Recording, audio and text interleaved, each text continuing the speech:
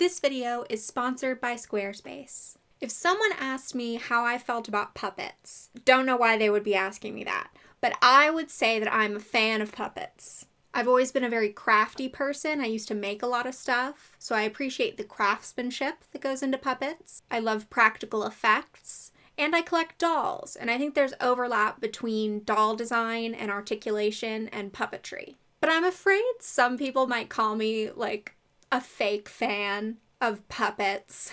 Because people who are into niche hobbies can be kind of gatekeepers. And I haven't seen a lot of foundational puppet media.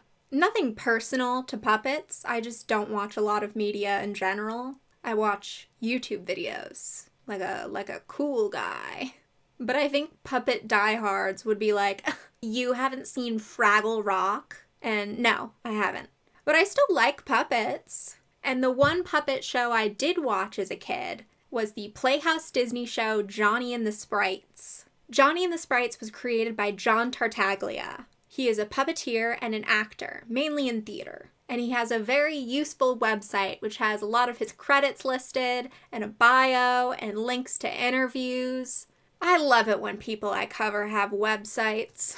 Just makes my life easier, you know? And hey, if you want a website, in case if I make a video about you someday, you can manage your website with the sponsor of today's video, Squarespace. With the current state of the internet, I think it's a good idea to not put all your eggs in the social media basket. Have a website that's all yours where people can find you. Squarespace allows you to build a beautiful website, whether it's a personal blog like mine, or a portfolio or an online shop. They have fully customizable templates with drag and drop layouts. It's super easy and there is zero coding required. Thank God. They have tons of cool design tools. You can choose a custom color palette and Google and Typekit fonts. There's image tools, photo editing, and animation options. You can use your site to sell products or even subscriptions or memberships if you're a digital content creator. And if you want to keep in touch with your followers, you can create a mailing list. You can automatically add blog posts or products to the body of an email. If those kind of features sound interesting to you, go to squarespace.com for a free trial, play around a little bit, and when you're ready to launch, go to squarespace.com/sarahserif to save 10% off your first purchase of a website or domain. So John Tartaglia has been doing puppetry his whole life, and doing puppetry professionally since he was 14 years old. When he was a kid, he wrote a fan letter to Jim Henson. Just, I'm a huge fan. I want to be a puppeteer like you when I grow up. I wrote a lot of letters when I was younger. I always tell people write letters. As much as it seems like such a, in the days of email and the internet, an old-timey thing, it is so vital to write letters. But it's a very long story, but I'll give you the short version, which is that I wrote a letter to Jim Henson when I was 8 years old. And I basically wrote him a very earnest, 8-year-old letter that was like, I want to be a puppeteer and I want to work for the Muppets when I grow up. And when I'm 18, I'm going to move to New York City and work for the Muppets. And, my dream is to work with you and to be a part of that world. I sent it off and didn't hear anything for a very long time. And of course, now as an adult, I would think, oh, he's too busy, or he got the letter and just didn't respond or whatever. But as a kid, you think, oh, no, it couldn't possibly be anything other than my fault. So I was like, oh, I guess I sent the letter to the wrong address. So I literally sat down to write another letter. And I swear to God, that very day, as I was doing that after school, there was a knock at the door and there was a package, and it was from the Jim Henson Company. Or I think at the time it was Jim Henson Productions. Or maybe it was I don't remember. And there was a beautiful signed autograph picture from Jim inside and a really lovely letter from his secretary. And of course I was like, oh my God, Jim Henson knows my name at the very least. And a year later, he got a letter back from Jim that was basically like, thank you so much, here's a signed headshot. Then a few years later, he was approached by the Mickey Mouse Club TV show. They were going to do a segment having real kids interviewing their heroes. So not like cast members from the Mickey Mouse Club, not Britney Spears or Justin Timberlake, but just normal random kids. And one of the celebrities they were going to have for an interview was Jim Henson. I was at school and I got called to the principal's office and I thought I was in trouble. And they were like, oh, there's a lady on the phone for you. And my mom was at that time, my parents were divorced. I was a latchkey kid, so I was like at home by myself a lot. My mom worked, a job. She was a single mom. So I was worried it was my mom calling, something was wrong. And I get on the phone and it's this lady from the new Mickey Mouse Club. And she was like, I'm the talent coordinator for the new Mickey Mouse Club. And we have this thing called Guest Day, where every Friday we have a famous celebrity on and a real kid gets to interview him or her, and Jim Henson's going to be on, and he suggested that maybe you'd be a good kid to interview him.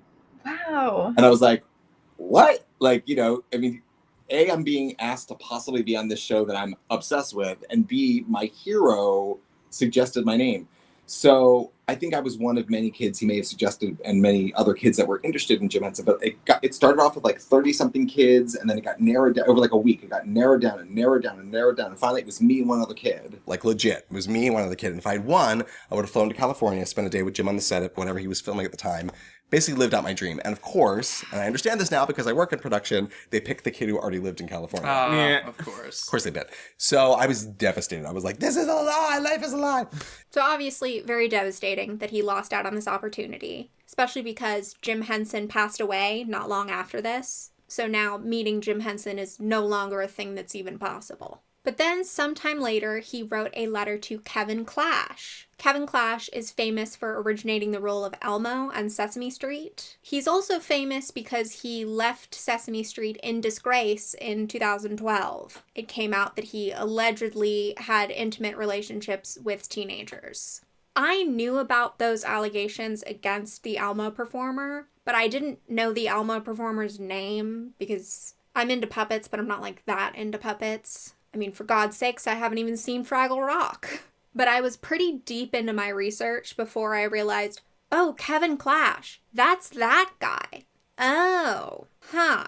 So those were not dots I was happy about connecting. So John Tartaglia writes Kevin Clash a letter, and Kevin Clash invited him to come see a taping of Sesame Street. Yeah. And then probably when I was 13, I would say, I wrote to Kevin Clash at Sesame Street. Yeah. And just because I was a fan, I didn't know that he at that time was the puppet coordinator. He just wrote like, I love Elmo, I love Baby Dinosaur, I'm a huge fan. Yeah. And he called my mom and was like, we're always looking for new puppeteers. Why don't you come to New York and come see us film? So we went to the shop. I went to the set, I should say. And during one of the breaks, we went to the creature shop and I got to try on all the puppets and it was so cool. And then I kind of ballsy asked at, what was I at that point, 14 years old, I think like looking back, I'm like, how ballsy me? But I was like, so like, why did you call me? Like out of everybody, like, cause at the time this was like the height of Elmo, Sure. right? Sure. And he said, I recognized your name. And I was like, huh? And he said, well, Jim mentioned you before. Jim's talked about you. Huh. And I was like, and I just remember like the room dropped at that moment. The room dropped out at that moment. And because I was like, Jim Henson said my name. And I guess what it was is that they were always looking at young puppeteers and they were, Jim was really adamant about fostering the next generations of puppeteers. Yeah. So I guess in writing those letters and being so persistent and constantly writing to Jim and then almost meeting him a couple of times where he would have been aware, I guess, of my name, possibly.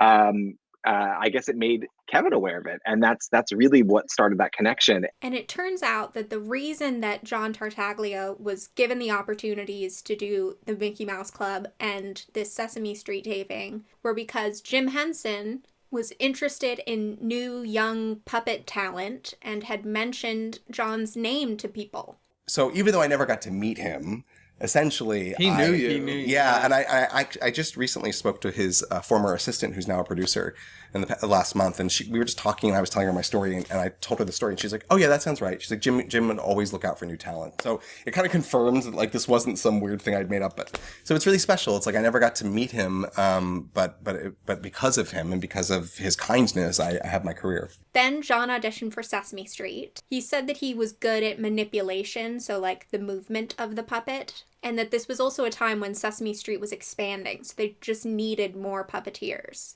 They used to have these things called workshops, which I think they still do, but where basically they bring you in and you are with, a group of people, like, I think at that time it was big. It was like 40, 50 people.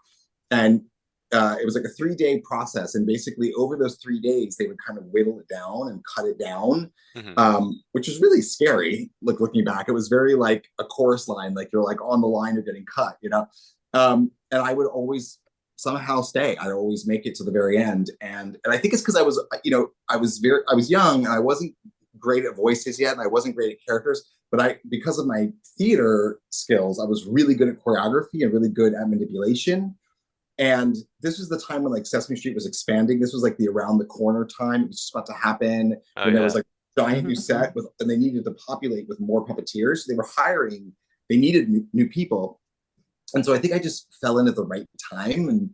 And it was when there was a need for new people. And I was good at the lip sync. I was good at following choreography. So all those big group numbers I was helpful for. So I was just a very, very lucky person at that time I always say, I think it was just meant to be that it happened at the time that it happened. So it was like a stars aligning, right time situation. So then he started working for Sesame Street, doing a lot of like ensemble puppetry and helping out. And he was also one of the original performers on the Elmo's World segment. I don't think we thought that it would be this massive, massive thing. And then when it premiered and people loved it, it became like, the focus of the show. People just like loved Elmo's World so much. And so we, of course, did a bunch more. I'm really thankful, though, that segment happened during my first few years there, because it gave me a lot of really focused time on camera, because it was just 5 of us, I think, that did all those segments. And it was like really focused puppeteering time. And I got to really make a lot of mistakes and learn and be with the crew and like for a long time. And it was a really important part of my puppeteer development. But it was cool. We had no idea. I remember I was always really concerned about the goldfish that played Dorothy. Right. Because after a while, like we're so used to seeing goldfish be so active, but after a while, like they do sleep and they do kind of get still. And so I'd always be like, "Is it dead?" Like I was so worried. I was always concerned about Dorothy, but she was fine. He also performed on Sesame Street spin-offs. So Sesame English, which was like a English as a second language English learning show, and Play With Me Sesame. I didn't realize all the stuff Sesame Street was getting up to. I didn't know they had so many spin-offs. I mean, it makes sense, I guess. Just I'd never heard of those in my life. So at this point, we're in the early 2000s, and now Broadway enters the conversation. John Tartaglia was in the original Broadway cast of Avenue Q. Avenue Q was a 2003 Broadway musical about raunchy puppets living on a street called Avenue Q, and it's basically a parody of Sesame Street. And John was asked to be one of the original puppeteers, all 4 of whom were Sesame Street performers. I was working at Sesame Street at the time, and Jeff Marks, who was one of the composers of Avenue Q, was an intern in the music department at Sesame Street for a very short time. He did not have a great experience there, as he will tell in many stories. And he met Bobby Lopez. They were writing together. They were both very young, very talented writers and creators. And they met at I think it was the BMI Musical Theater Workshop. And they both shared a love for Muppets. And they loved the Muppet Show. They loved the Muppet Movie. They loved all the Muppets. And so they decided to write an adult version of Sesame Street for TV that would kind of be like the lessons that you learn when you're in your 20s, but taught in a very Sesame Street children's television format, but as a television series. So it was not going to be a theater piece. It was going to be a TV show, kind of like a Comedy Central show. And so they needed puppeteers who could sing and act. And when I wasn't doing Sesame Street at the time, I was doing off Broadway shows, and I was auditioning for things, and I think I did a kids theater tour around that time. So everyone at Sesame Street knew that I did musical theater too. And so I got this call from Laura McLean, who we all know and love, who's an amazing puppeteer, puppet builder, wrangler, everything. And she was working on the show, and she knew Jeff and Bobby and said, "Hey, do you know about this project? It sounds like something you would want to do." Yeah. I always forget. I don't remember if Rick Lyon called me, but somehow I got asked to do this night. They were going to do a reading of it. Avenue Q was originally meant to be a TV variety show with different little segments, kind of like Sesame Street. But they did a live reading of it, and the reaction was so good that they decided to turn it into a theater show. Very quickly it became apparent that people thought, this should definitely be a theater piece because it felt so good in a theater setting and it was musical, and that watching the puppeteers work was one of the most interesting things to people, which we take for granted, when we're on set and we're working. But it's like, oh yeah, I guess people don't understand how a right-handed puppet works or a double-hand puppet works. Or, oh yeah, I guess it's kind of cool to watch how we manipulate the rods to make them clap or make them. So all of a sudden it kind of took off from there. And so we did that reading, and then we did another reading and another reading and another reading. And it just kind of gained momentum. And then we did a big workshop up at the O'Neill Theater Center. And then I think like 6 months later, we were off Broadway. So it became an off-Broadway show that was very popular, so popular that it went to Broadway. And then it famously won the Tony Award for Best Musical over Wicked, because Wicked was nominated that year. I'm not a theater person, but even I know that. It was a huge Broadway upset, which this was John Tartaglia's first time on Broadway. And instead of being part of an ensemble or having a little bit part, he was one of the leads in the original cast of a Broadway show that ended up winning Best Musical. It was at this point in my research where I'm like, wow, he's a really lucky guy. He has a lot of good puppet karma. I don't know what's happening. Which then, while he was on Avenue Q, Rich Ross, the president of Disney Channel at the time, sent him a note that was basically like, let's meet up and talk about doing a project together. Oh my gosh. Well, it was really funny. So I was doing Avenue Q, and Rich Ross, who was at the time the president of the Disney Channel, came to see the show and wrote a letter, really lovely letter that was basically like, I'd love to, I'm a fan, I'd love to have dinner and talk about, future possibilities. And this is horrible. And I laugh about it now. I'm horrified by it, but we were so busy that time of when you open a Broadway show, it's just like thing after thing after thing. You're doing this appearance and that talk show and this thing, and you're recording the album, and and it's no excuse, but it was a really, really intense time. And I got the letter and I was so excited, and I put it on my dressing room table, and it got buried by other stuff, just other stuff on top of it, and I just forgot about it. And which, if there's one thing I can give anyone who loves this business advice, it's do not ever miss an opportunity, because it usually doesn't come around again. But because he was so thoughtful, he wrote another letter like a few weeks later that was like, maybe you didn't get my first letter. And I was like, and so we had dinner. And so they did meet up, and Rich Ross was like, hey, do you want to pitch us a show? He was very complimentary about Avenue Q, and saw my resume that I worked on Sesame Street and I'd done all these other, kids shows. And he said, have you ever thought about creating your own show? And I thought, well, yeah, of course. Like, I thought when I was 60 years old, I would maybe win the lottery and use the money to make my own show. I didn't think about pursuing that. I was 25 at the time, so it wasn't on my radar. But I always thought about it. I always dreamt about it. And he said, well, would you want to create something for Disney Channel? I was like, oh, you mean like actually do it? And so he's like, well, go off and think about what you want it to be, and we'll set up another meeting.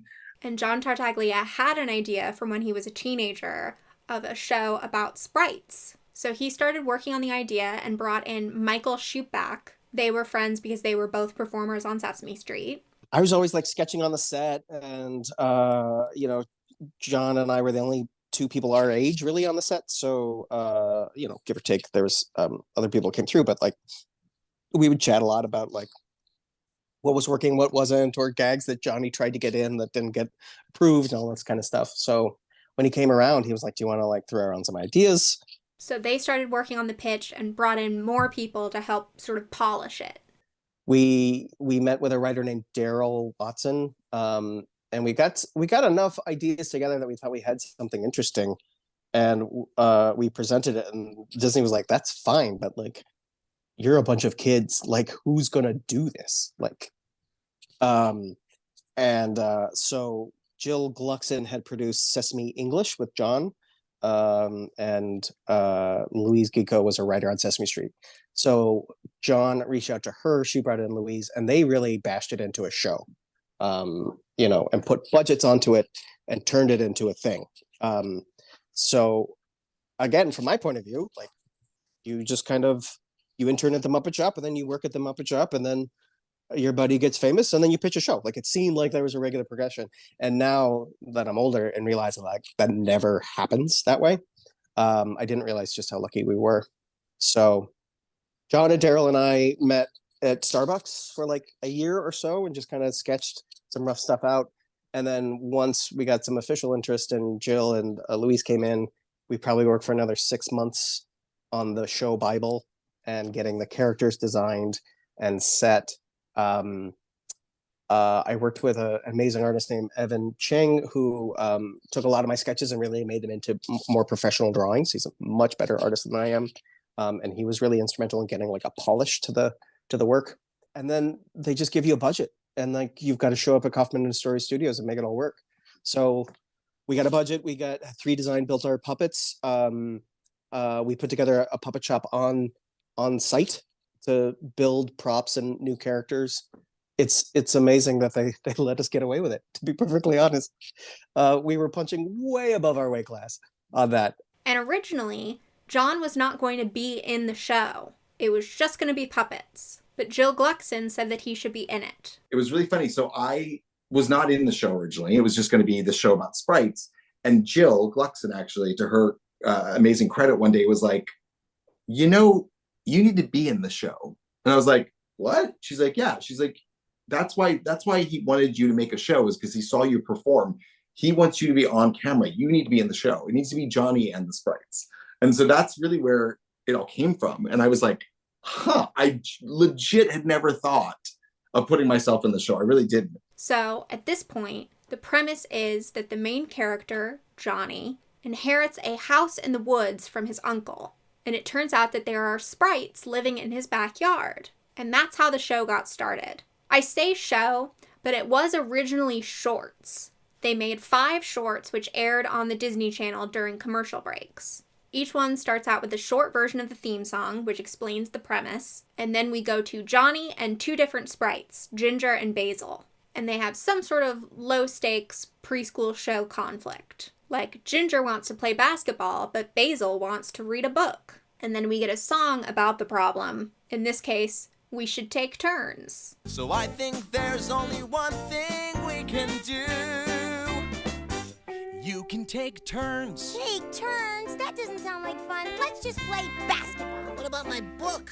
And then the conflict is resolved. So that's what the shorts are like. Short little segments, all of which include a song. There's also a character unique to the shorts named Mrs. Moldy Stew. She is played by John Tartaglia in drag, and she's Johnny's grumpy neighbor. Hey! What in the name of Shirley is going on over there?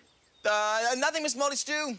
Well, keep it down, Jonathan. My upside-down cake just came out right side up. Part of the lore of the sprites is that they're supposed to be secret from humans. So sometimes in the shorts, Mrs. Moldy Stew will pop up and all the sprites have to hide. Playhouse Disney tested out the shorts and aired them on the channel and asked for parents' feedback. Parents, we want to know what you think. All month long, Playhouse Disney is bringing you a new mini show and tell. First, watch the premiere of Playhouse Disney's new mini show, Johnny and the Sprites. Your hiding like that just gave me a great idea. Let's play hide and go seek. That's a game we can all play together. After you watch the mini show, meet Clay at playhousedisney.com/minishow to tell us what you and your preschooler think. Mini show and tell. Catch the premiere of Johnny and the Sprites all month long inside Playhouse Disney. The feedback was overwhelmingly positive, so the show got greenlit for a 13-episode season. It's from Johnny and the Sprites. And it says, have a spotulous day. Johnny and the Sprites are coming up next. On Playhouse Disney. And like many preschool shows, it is broken up, so it's 2 10-minute segments in each episode. I believe that originally, in between the segments, they would play the song Heads Up. And the show ended up having 2 seasons, so that's 52 segments in total. The show stars the character Johnny, who is a musician. It's often part of the plot of the episode that he's writing a song. And in his backyard is a portal to the sprite world, which is called Grotto's Grove. There are 4 main character sprites and then a couple additional sprites. The first sprite is Ginger. She is a bubbly, sporty air sprite who loves to fly. And she's performed by Leslie Carrara-Rudolph. You may know her as Abby Cadabby on Sesame Street. Abby Cadabby is a role she originated in 2006 but she played Ginger first, so Ginger was her first, like, big lead role. It's funny because Ginger and Abby Cadabby are quite similar. They're, like, pink winged little fairies. Ginger was designed first, and then they reused the wing mechanism when they designed Abby Cadabby. Ginger had these wings that would pop out, and you know, when they went on to do Abby Cadabby, like they used Jim Krupa. We want those wings. I think Leslie was very fun to work with. I think, like, boisterous and loud and fun. We played practical jokes on each other. We had a newspaper, Sprites Eye View. Like, we had a Sprites newspaper, and we would all write. And Ginger would do a, like, Sprites Eye View. Here's what I noticed. Gary eats a lot of hard-boiled eggs. Gary, in the sound department, his egg consumption is ridiculous. You know, like, we would just, like... Yeah, she has this plastic guinea pig named Gail, who literally is just a plastic guinea pig. And she, if you watch Johnny and the Sprites, I think second season 2, but definitely first season, she hid Gail in every single shot. We were doing one episode, and I can't tell you which one it was, but I had to, like, knead dough, and I was in my dressing room, and so there was some reason we were delayed. I was delayed coming to set. I was on a call or something was happening, and they were waiting. So finally I came out, and we jumped right into it. And I'm kneading the dough, and I'm doing the scene, and I realize that Gail's in the dough. She'd put the guinea pig in the dough, and I just was like, and I hear, like, there's a moment. I don't know if it was the final take we used, but there was a moment where, like, I'm doing this kneading, and I kind of stopped because I felt this hard lump in the dough, and I hear right below, you know, camera where Leslie is, I hear her go, just a little teeny, like, snort laugh, and I'm just like, I'm not gonna. I was like, she wants me to laugh and break, but I'm not gonna do it. So I kept going, and I finished the scene, and afterwards I was like, you put Gail in the dough. Then there's Basil. He is a nerdy earth sprite. He is performed by Tim Lagasse, who also performed Obi on Noggin and Crash and Bernstein on Disney XD. The Basil puppet is unique because it has an eye mechanism that you can control. But we tried to give them each, like, a character affect. Like, Basil has those eyes that roll around, and that mechanism is impossible. You are performing like this, and then your middle finger is going up, down, left, or right, and only Tim could have performed that, and he performed it amazingly well. Our first new sprite is Lily, who is an artistic water sprite. She was my favorite when I was a kid, but I felt like she made for a less good costume.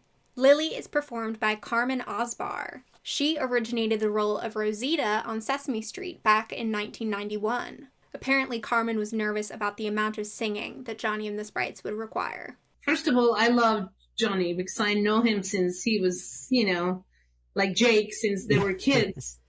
And I'm so proud of both of them, you know, for what they do now. So to be part of a show that Johnny created and was producing, and he was him there, it was such an incredible thing.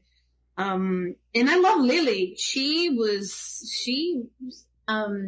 completely different of other characters, you know. She was so, like, glam, and I was able to use a lot of my voice to sing, and I was a little petrified because of all the incredible music. I didn't want to ruin it.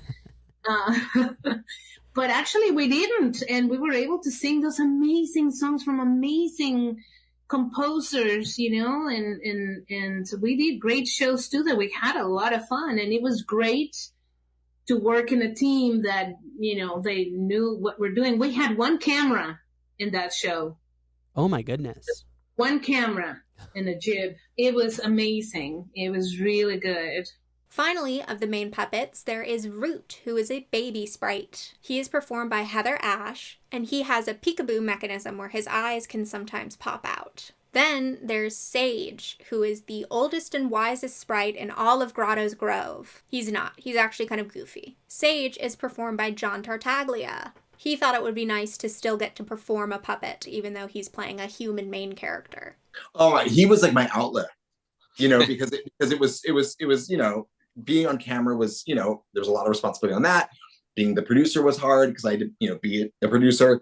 Sage was like when I could put that puppet on and just be a complete idiot. And, you know, he was always ad-libbing. We were always saying funny things. And And it was also a time when it was like, you know, I got to be back in the element that I knew so well. So it was kind of like, you know, I got to play with the puppeteers, and they would they tease me all the time because, you know, it was like, you know, oh, Johnny, like, especially Tim Lagasse, he would give me so much stuff. He'd be like, oh, like, so glad of you to like come down here and like join the puppeteers, and then, you know, and stuff like that. But I loved doing Sage, and I thought he was just so sweet and such a fun character. Oh, yeah. Well, originally he was actually going to be like as if he had like grown into the tree. Like he was basically going to be like as if like he was like almost like Mother Willow from like Pocahontas, like part. Okay, but then but obviously he became more mobile in the second season. But no, I loved doing him. I thought he was so much fun. Then there's Seymour the Schmole. He is a mole that likes to eat. He is performed by James J. Krupa, who's done a lot of different puppet stuff. And I forgot to mention that Seymour is in one of the shorts. Then we have Gwen, who's the only other human cast member, other than a couple guest stars. She's played by Natalie Venetia Belkin. She played a human character in the original cast of Avenue Q. Gwen is Johnny's neighbor who occasionally comes over, and they have a running gag where she has a different job in every episode.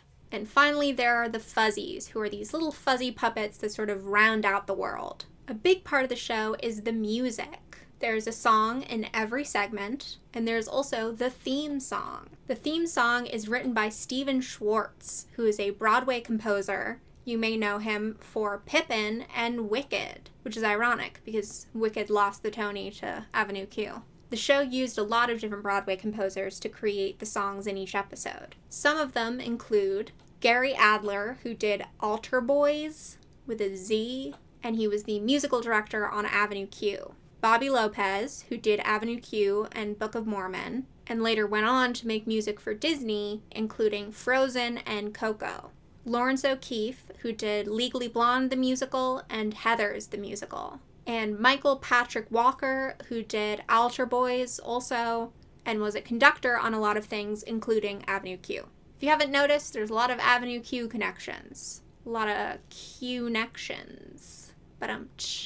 Now let's talk about a couple of the episodes. Usually in these videos, I go into it with episodes in mind, but I don't have any specific plot memories for Johnny and the Sprites. I more just remember the world. And so today I chose episodes that had guest stars or that cast members specifically talked about in interviews. Just a note on the guest stars, because I'm going to be talking about a lot of guest stars. Of the 52 segments, 9 of them have guest stars. And of those, 8 of those are in season 2. So that sort of made it unbalanced how much I'm going to talk about season 2 episodes. And I wanted you to know they did have a lot of guest stars, but I'm just mostly not talking about the ones that don't have guest stars. So I don't want to misrepresent it that they had guest stars in like every episode. No. So let's get into them. Johnny's sister Tina. Johnny's sister is coming to visit him, and his sister is played by Sutton Foster. I know Sutton Foster from the TV show Younger. If you don't know, Younger is a TV show where Sutton Foster plays a middle-aged mom who has to re-enter the workforce, but no one wants to hire a middle-aged woman in entry-level positions. So she pretends to be 26 years old to get an entry-level position at a publishing company. The show also stars Hilary Duff. My mom watched this show. I was also there a lot of the time when she was watching it. I don't think I was super committed. I didn't watch like every episode, but I definitely watched a lot of Younger. So that's my touch point for Sutton Foster. But Sutton Foster, as you may know, is a Broadway actress, which is I think how she ended up guest starring here. Because Johnny and the Sprites is just puppets and Broadway, the show. Johnny has to explain to the Sprites what a sister is, because they don't have that concept. And the Sprites have to hide while she's there. Basil's band. Basil joins a band with the Fuzzies. Hey, do you have a name? Well, not really, no. Okay, the Fuzzies. Oh, too obvious. The Fuzzless. Too postmodern. The Fuzzolas. Too spicy. Yeah. The Fuzz? The Fuzz, that's it! Basil and the Fuzz. Oh, this is gonna be great. Come on, guys, come on! Okay. And he gets so caught up in this band that he breaks a lot of promises to his friends. He's like supposed to bring them various vegetables because he's an earth sprite and doing a potluck or something. I don't know. The main reason I bring this episode up is because it features a vocal cameo from the cast of Altar Boys. Johnny watches a band perform on TV a song that he wrote, and that band is the cast of the Altar Boys. A very sprightly holiday. John Tartaglia wanted to do a very traditional Christmas special episode. You know, I love all those wonderful classic holiday specials I grew up watching. I mean, but you know, of course, like Muppet Family Christmas and Am Otter and Fraggle Rock and all those, I loved them. But I really, really have always loved like all like the variety show specials from like the 60s and 70s, and like, you know, they're just capturing that warmth, that kind of like Andy Williams sweater, Christmassy, glowy warmth. And we just wanted to make a special episode that felt inclusive of everybody. And I love the idea that the sprites had this holiday too. And that one was just so special. We covered the whole set with snow. I think it was the last thing we shot of the first season. So in this episode, Johnny's house is all decorated for Christmas, and he and Gwen exchange Christmas presents. And the sprites are like, oh my gosh, we should give Johnny a present. But they didn't realize that something was supposed to be inside of the box. So they just give him a very decorated box. And you know, I can't wait till tomorrow morning when I get to open it. Open it? But Johnny still loves it because he appreciates that they wanted to do something nice for him. Gwen meets the sprites. So this is a season 2 episode with a big status quo change. Ginger accidentally does a spell that starts to turn Gwen into a bunny. And in order to do the spell to turn her back, the sprites have to reveal themselves to her. Gwen is understandably freaked out at first, but they introduce themselves to each other, and they all become friends. Also in this episode, there is now a bridge to Grotto's Grove. So now humans can enter Grotto's Grove, which was not the case in season 1. The bridge troll. Johnny, the sprites, and Gwen are going to have a picnic in Grotto's Grove. But when they go to cross the bridge, a bridge troll appears. The bridge troll is played by Christian Borle, who is a Tony Award-winning actor. And in the end, they invite the bridge troll to their picnic, and he lets them pass. Lily and the Frog Princess. After reading the Princess and the Frog fairy tale, Lily turns her pet frog, Francesca, into a princess. You will like me to use my magic and turn you into a princess? All right then. The princess is played by Ann Sanders, who was a replacement actor on Avenue Q. But the princess wants to turn back into a frog. So the solution is to have Johnny turn into a prince, and then he kisses the princess, and then she turns back into a frog. Side note, the frog puppet performer is Jamie Donmoyer, and this was an early role for her. And they told me the night before, they're like, you're going to be the frog tomorrow. I was like, cool. So all night I was practicing ribbit, like different ribbit takes. And it was in the script, but there was no lines for the character. It was just like, Francesca says something, you know? And I was like, okay, so we're about to film it. I have the puppet on my hand, and the head writer comes up and he's like, this is a tree frog, so it doesn't say ribbit. How would you pronounce Y-U-H-R-E-E-P? And I went, Ureep? And he goes, perfect. I was like, that was not perfect. So Leslie was under the set, and I was like, Leslie, I need help. I need to figure out this character. We're filming like 30 seconds. And she's like, okay, what does tree frog sound like? She's like, and then so we just kept playing with voices until they were like shooting. And then something came out of my mouth, and I was like, all right, well, that's how she sounds now. Johnny's not invited. The queen of all magical beings visits Grotto's Grove. She is played by Chita Rivera, who was in the original cast of West Side Story and Chicago. She has Tony Awards and also a Presidential Medal of Freedom. The queen of all magical beings is going to have a party, and she invites all of the sprites and the fuzzies. But that doesn't include Johnny, so he figures that he's not invited to the party. The sprites reluctantly go without him, but they miss him, and they end up introducing Johnny to the queen. And they're all able to party together. Johnny the Mud Troll. Ginger wants to do a spell to turn Johnny into a sprite, so she takes Sage's spell book without asking. And then she messes up the spell and turns Johnny into a mud troll. So now Johnny is in a pit of mud, and apparently the fake mud that they made was kind of a disaster. We had this whole discussion about like, well, we're not going to use real mud, so what could it be? And so the amazing props department came out. Do you know the story? Have you heard the story? It's crazy. Mm-hmm. They came up with this like it was like oatmeal mixed with like chocolate syrup, mixed with some gelatin, I think, and something else. So it looked good. It smelled good, actually. Because they knew I was going to be in it for so long that they was like, let's make it something that's like not going to, be disgusting on your skin, but also like that, you can wash off easily. Okay. So I'm in there. Well, two things.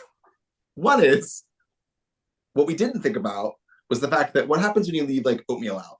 It congeals, right? It gets really thick. So, the first like 20 minutes was so much fun. And I was just like flopping around and making people laugh by being disgusting. And then like 2 hours into that episode, because it takes a long time to shoot an episode. 2 hours in that episode, I was like, wow, this is really hard to move in. I swear to you, by the end of the day, and I'm not exaggerating, it took 5 people to pull me out of it because it had congealed so much. It was almost like cement. It was like, I could not. No. It was the weirdest. I can't even describe it. It was the weirdest feeling. It was like, I could not move my own body. And so they had to like get like 5 crew guys. So that was funny. And then at this point in the afternoon, when it's like, you really can't get out of it yourself, the fire alarm goes off. Oh, God. And everyone leaves. They left. What? And I think everyone assumed that, I like everyone else, I just get up and walk. So whenever I watch that episode, all I think about is how much it hurt to move and the fact that I was almost, left to die. But Ginger goes and admits to Sage that she took his book without asking, and it turns out the solution is to say the spell while standing on her head, which then reverses the magic. The sprites save Grotto's Grove. A real estate developer wants to build a hotel in Johnny's backyard, which would destroy Grotto's Grove. The real estate developer is played by Anne Harada, who is from the original cast of Avenue Q. I do think it's cute that John Tartaglia was like, who should I get to be in my TV show? All of my friends! The sprites all use their magic to scare her away, but what finally does it in the end is Root popping out of the bushes. Lily's hair. Lily is having a bad hair day, so she asks Root to make her hair grow long. But then it doesn't stop growing, and it grows too long. We did one called Lily's Hair, where her hair keeps growing. Mm-hmm. Mm-hmm. Yeah. And I remember when John read me the pitch for it, I was like, there's no way. Like, it ended with a waterfall of hair. They needed 22 individual hairdos that each had a puppet effect. And I remember trying to talk Don down into something more doable, and that did not happen. We had to buy a bolt of blue fur for the cascade at the end. We had to bring in a special puppet builder just for the hairdos. Emily DeCola made all of those hairdos. So there's one that had a little skateboarder on there, one that was a tornado that spun, and we had to shoot them all in one song. And then at one point she had a giant ice cream cone hairdo that we patterned, and then Jim Krupa had a rod up top and would kind of follow her around. So if you look, her hairdo always cuts off at the top because there's a giant man holding a stick, because it would be too heavy for Carmen to hold on her head. And they had to put these heavy hair sculptures on the puppet, which was a struggle for Carmen Osbahr. And it was amazing. Then in one, Lily had, she made a magic number to her hair, and it started growing and growing and growing.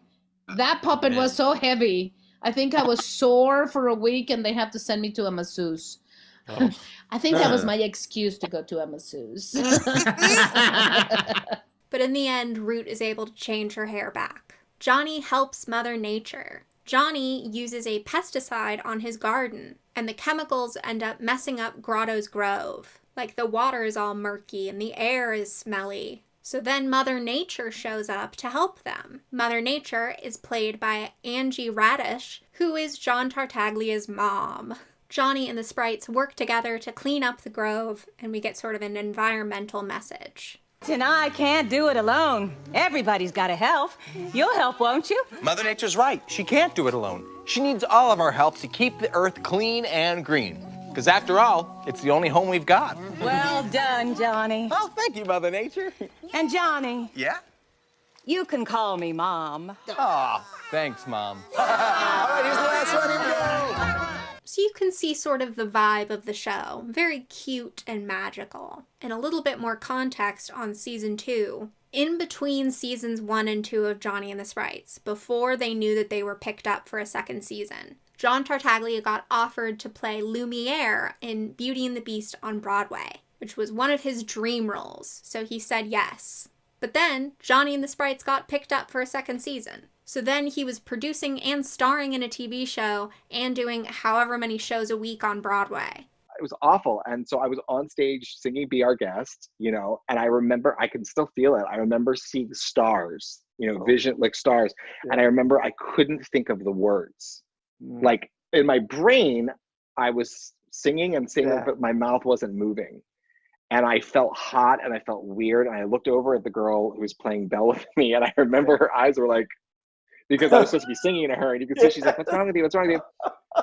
And I felt my heart just beating a million miles a minute, skipping beats, awful. Went to the hospital and the doctor basically was like, how old are you? I told him. He said, tell me your typical day. And I told him. And he was basically like, all right, well, you have a choice. He's like, you can either, you know, do both of these things and have a heart attack in a year, or you can make a choice. He's like, you need to make a choice. So it was awful. I had to leave Beauty and the Beast. I had to make a choice. I had to go do Johnny and the Sprites. I had to finish out the second season, and it was devastating for me. So eventually he had to make the decision to drop out of Beauty and the Beast. Then in 2007, Johnny and the Sprites had a live theater show. It was a part of Playhouse Disney in Concert. So at Disney World, at Disney's MGM Studios, which is now called Disney's Hollywood Studios, Disney had live performances of various Playhouse Disney shows, one of which was Johnny and the Sprites. Johnny is here getting ready for the Playhouse Disney in Concert series. Everyone can do everything. Part of something called Little One's Travel Time for preschoolers and their families.